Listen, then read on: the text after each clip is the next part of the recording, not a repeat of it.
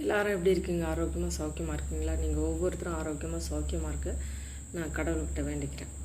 இன்றைக்கி நம்ம வீட்டில் வந்து லெமன் ரசமும் பீர்க்கங்காய் கூட்டும் செஞ்சோம். சரிங்களா? உங்கள் வீட்டில் என்ன செஞ்சீங்க அப்படின்னு சொல்லுங்கள், தெரிஞ்சுக்கிறேன். சின்ன ஸ்டோரி. அதாவது ஒரு பள்ளத்தாக்கு நிறைய இருக்குது. அங்கே ஆடுங்கள்லாம் நிறைய மேய்ஞ்சிட்டு இருந்துச்சான். புல்வெளியில் தானே மேய்ஞ்சிட்ருக்கோம். அப்போ மேய்ஞ்சிட்டு இருக்கும்போது அந்த இடத்துல ஒரு குகை இருந்துதான். அந்த குகைக்குள்ளே ஓநாய்கள் கூட்டங்கள் நிறைய இருந்துச்சான். இடி மின்னல் காற்று அடித்தோடனே அப்படியே ஜோன்னு மழை பெஞ்சுதான்.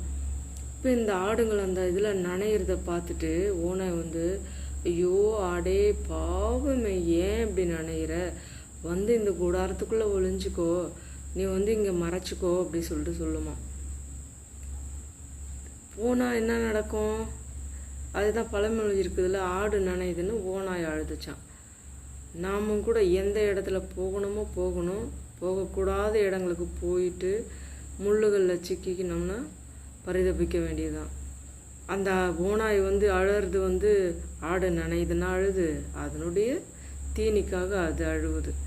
அப்படிதான் சில நேரங்களில் நிதானிச்சு அறிய வேண்டியதாக இருக்குது. ஐயோ பாவம், நீங்கள் இப்படியா அப்படியான்னு சொல்லிட்டு சில நேரங்களில் உங்களுக்கு தேவையில்லாத அட்வைஸுகள் கொடுப்பாங்க. அது உங்கள் மேலே உள்ள பரிதாபத்தினால இல்லை, நீங்கள் அந்த நிலையிலே ஒடுக்கப்பட்டு கிடக்கணும் அப்படின்றதுனால.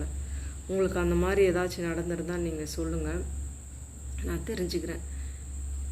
நன்றி நண்பர்களே.